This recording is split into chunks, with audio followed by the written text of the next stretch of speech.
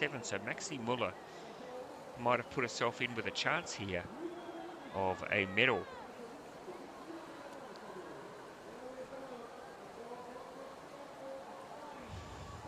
Goikoetxea now from Spain.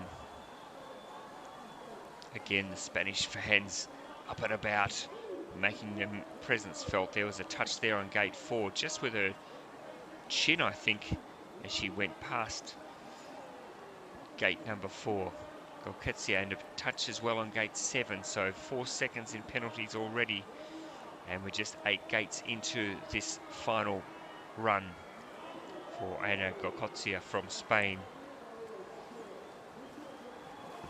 Now another touch on gate 10 as well, so some careless little mistakes being made here.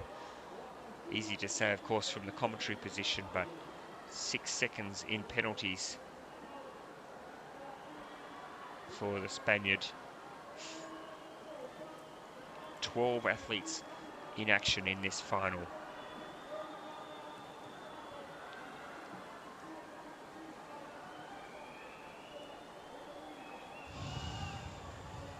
Oh, another touch there. The fickle finger of fate rises in the air to signal a touch on gate 16.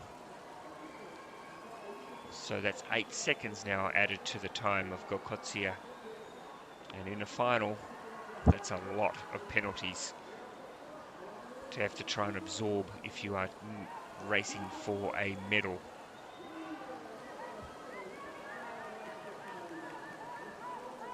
Goikoetxea comes around now, crosses the finish line, 1:19.92, moves into second position.